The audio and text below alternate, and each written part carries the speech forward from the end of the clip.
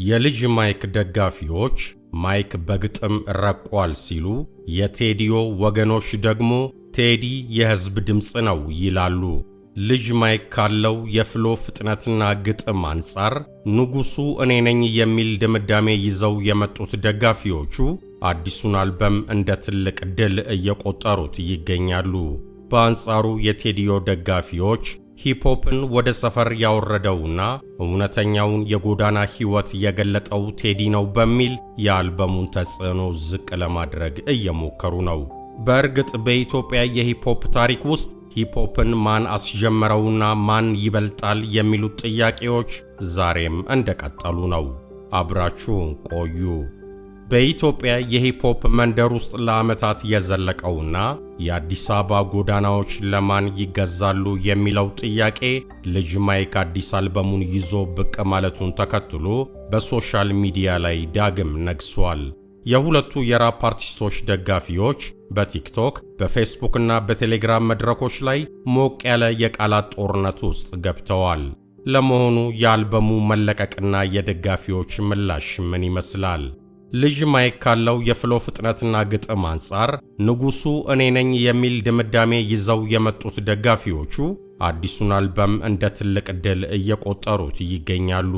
በአንጻሩ የቴዲዮ ደጋፊዎች ሂፖፕን ወደ ሰፈር ያወረደውና እውነተኛውን የጎዳና ህይወት የገለጠው ቴዲ ነው በሚል የአልበሙን ተጽዕኖ ዝቅ ለማድረግ እየሞከሩ ነው። እስቲ የክርክር ነጥቦቹን እንቃኛቸው። በደጋፊዎቹ መካከል የሚነሱት ዋና ዋና የንትርክ ነጥቦች የሚከተሉት ናቸው። የልጅ ማይክ ደጋፊዎች ማይክ በግጥም ረቋል ሲሉ፣ የቴዲዮ ወገኖች ደግሞ ቴዲ የህዝብ ድምጽ ነው ይላሉ። ቴዲዮ ሂፖፕን በሰፊው ህዝብ ዘንድ በማስተዋወቅ ረገድ ያለው ሚና ደጋፊዎቹ በጽኑ ይከላከላሉ። ልጅ ማይክ አዲስ ሥራ ይዞ መምጣቱ ለደጋፊዎቹ ትልቅ የሞራል ብልጫ ሰጥቷቸዋል። የንትርክ ባህል በሂፖፕ እንዴት ይታያል? በሾውቢዝ ተንታኞች እይታ እንዲህ አይነቱ የደጋፊዎች ንትርክ ለሙዚቃ ኢንዱስትሪው የራሱ የሆነ ፋይዳ አለው። እንዲህ ያሉ ንትርኮች ለአርቲስቶቹ ሥራ ከፍተኛ እይታና ትኩረት ይስባሉ። አርቲስቶቹ ለደጋፊዎቻቸው ሲሉ የተሻለ ጥራት ያለው ሥራ እንዲያቀርቡ ግፊት ያደርጋል። ምንም እንኳን በደጋፊዎች መካከል ያለው ንትርክ ቢሞቅም ሁለቱም አርቲስቶች ለኢትዮጵያ ሂፖፕ እድገት የየራሳቸውን የማይተካ ሚና የተጫወቱ መሆናቸውን የዘርፉ ባለሙያዎች ይስማሙበታል።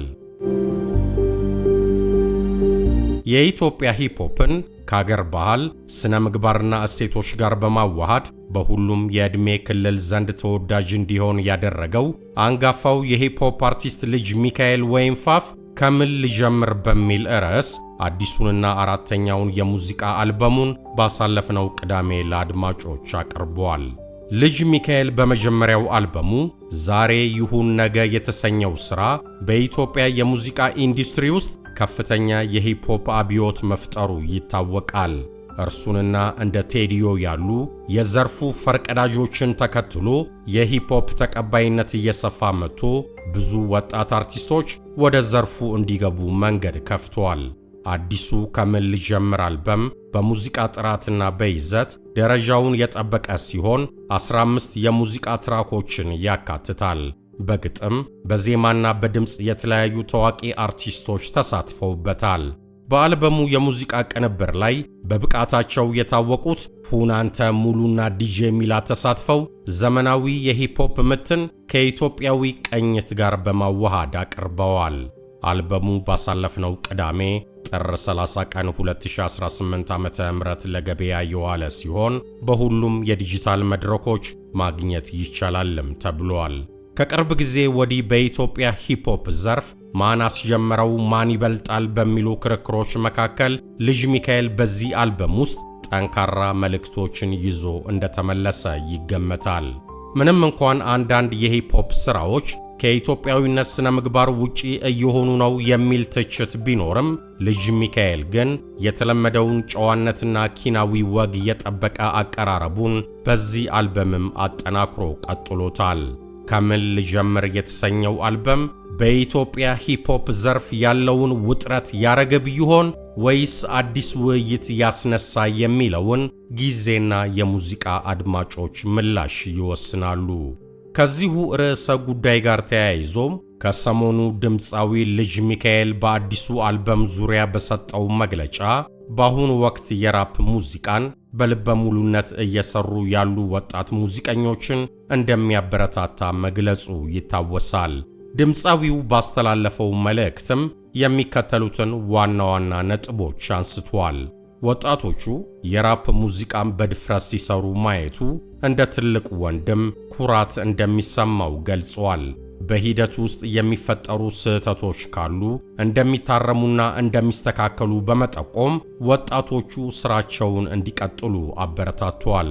ድምፃዊው ለራሱ ያለውን ቦታ ሲገልጽም እኔ ባልኖር ኖሮ በዚህ ኢንዱስትሪ ውስጥ ማንም አያስታውሳችሁም ነበር በማለት በኢትዮጵያ የራፕ ሙዚቃ እድገት ውስጥ ያለውን ጉልህ ድርሻ አስታውሷል። ይህ የልጅ ሚካኤል አስተያየትም በአድናቂዎቹና በሙዚቃው ዘርፍ ባሉ ባለሙያዎች ዘንድ ዛሬም መነጋገሪያ ሆኖ እንዲቀጥል አድርጎታል።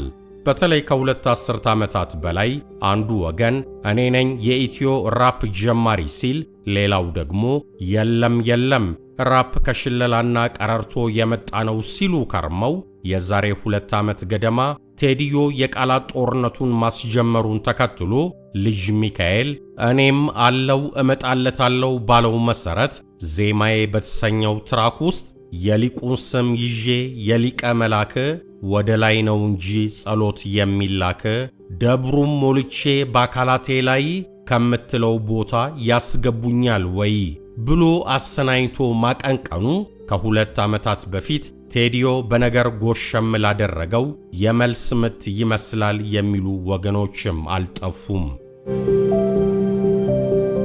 ይህ በእንዲህ እንዳለ እንዲሉም ለቴዲዮ ጥብቅና የቆሙም አልጠፉም።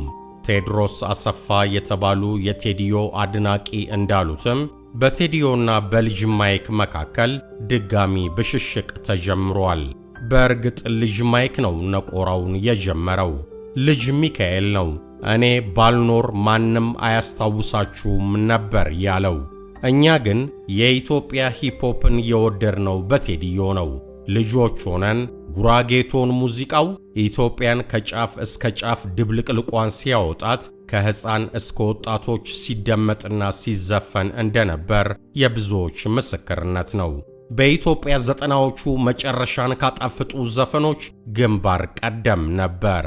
ብቻ እኔ የሂፕሆፕ ሙዚቃ አፍቃሪ እንደመሆኔ ከኢትዮጵያ የሂፕሆፕ ሙዚቀኞች ቴዲዮ ይለይብኛል፣ በዘፈኖቹ ላይ በሚያነሳቸው ሐሳቦች እገረማለሁ ሲሉ ቀደም ሲል የሰራቸውን የሙዚቃ ሥራዎች ዋቢ አድርገው ይሞግታሉ። አቶ ቴድሮስ አሰፋ ሲያጠቃልሉም ቴዲዮ የማይነቃነቅ ሰው ነው ብዬ አምናለሁ። ልጅ ሚካኤልም ጎበዝ የሂፕሆፕ ሙዚቀኛ ነው። አለባበሱም ፊዚካሊ ሪያክሽኑም ዓለም ላይ እንደነገሱ የሂፕሆፕ ሙዚቀኞች ነው። ሲታይም ድብን ያለ የሂፕሆፕ ሙዚቀኛ እንደሆነ ያስታውቃል። ቴዲዮ ባይኖር ኖሮ እሱ አንደኛ ይሆን ነበር።